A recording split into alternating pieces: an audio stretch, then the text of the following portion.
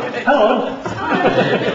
He's going to do a cabaret act for you now. Okay, this is an exercise of virtual communication. Okay, David is going to sit behind you, facing the other way. Okay? You are not going to be able to see David. You're not going to be able to see his facial expressions or his body language or anything. Okay? And he's going to communicate a picture to you. Okay? He's going to describe a picture in the best way he can. That's not much. And hopefully you will speak slowly and clearly, give you time to think and formulate this image, and for you to make a representation of that image. Okay? We're not testing David's ability to describe a picture. We're actually looking at your ability to interpret what he's saying. Okay? So it's your interpretation of what he's saying, not the person sat next to you, because they might have a totally different interpretation. Okay? And we're not allowed to ask questions. You are not allowed to ask questions.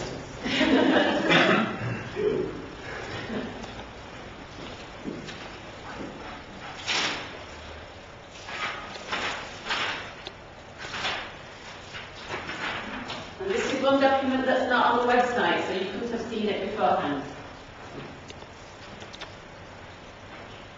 Okay, go. Okay, this is a geometrical drawing. It's composed of a number of shapes.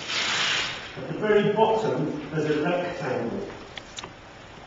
Sat on top of the rectangle is a triangle.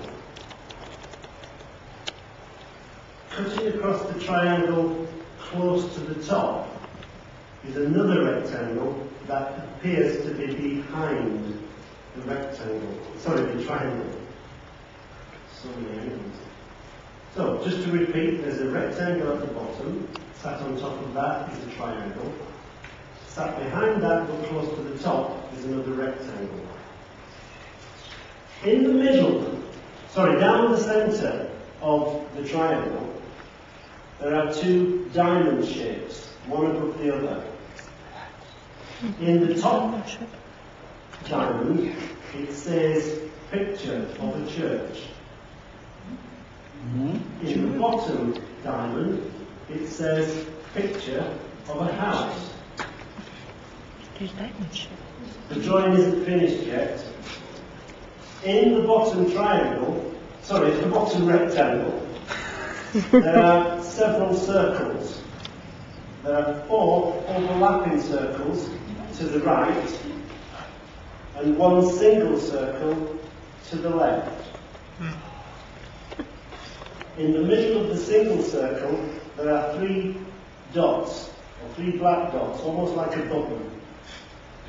And in the furthest right of the 4 overlapping circles, there's a single dot. Now, the image is complete.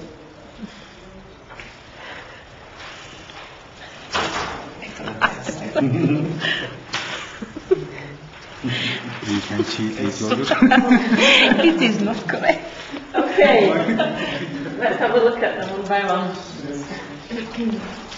Let's have a look. Yeah. It was too small to squeeze the church in the house. Okay.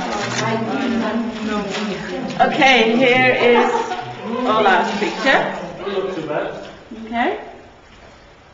Let's look at, maybe I should show you the original and we can compare.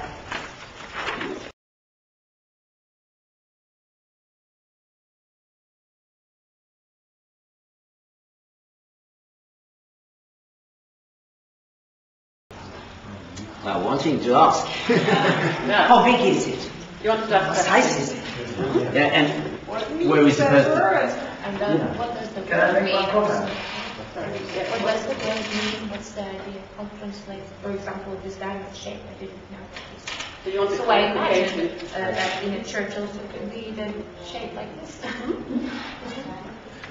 I think that before we see it, we should give some indication what type of thing it's going to be. Then we should start drawing positions. First, they will give you information. We wanted that specific size, look like talks have in church, whatever.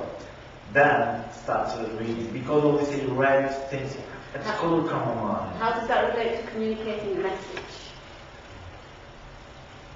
Some certain level is really clear, I don't understand So myself. the same, what you're saying about a picture applies to a message.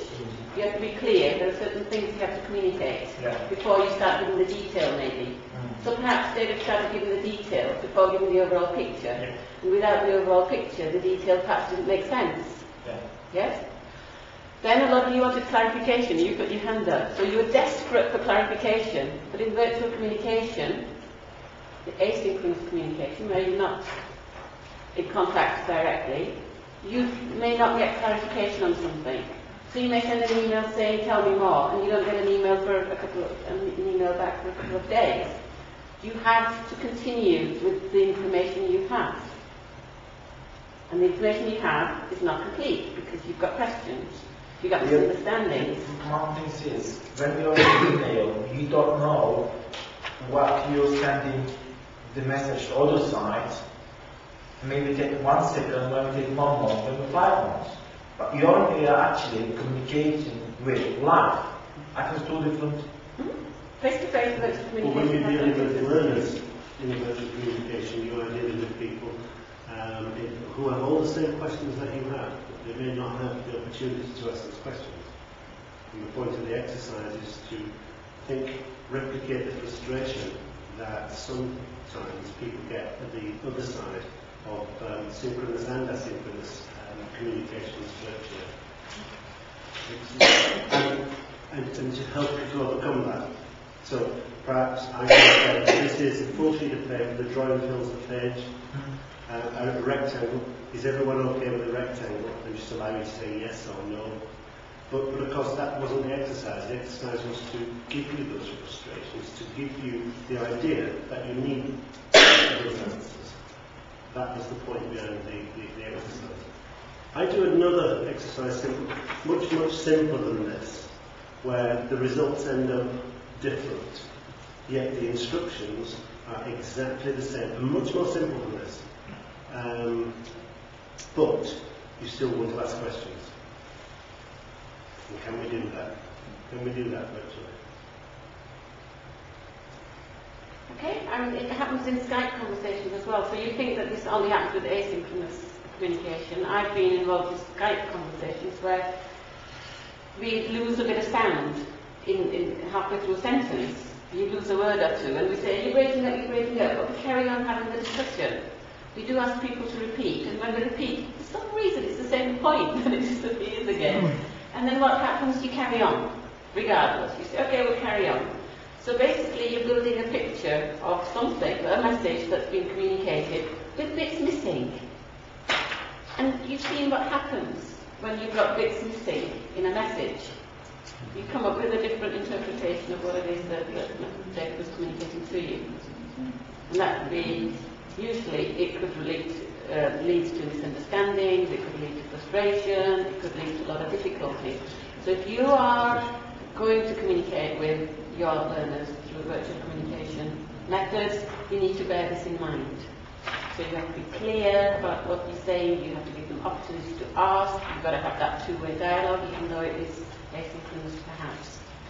And if you are encouraging your learners to have peer-to-peer communication, that they can communicate between themselves related to studies, then you need to get this message to them too. Because once people get frustrated, they give up. And then they go back to the old way of working or not communicating, and that's what you don't want. You want to encourage them and you want to help them along.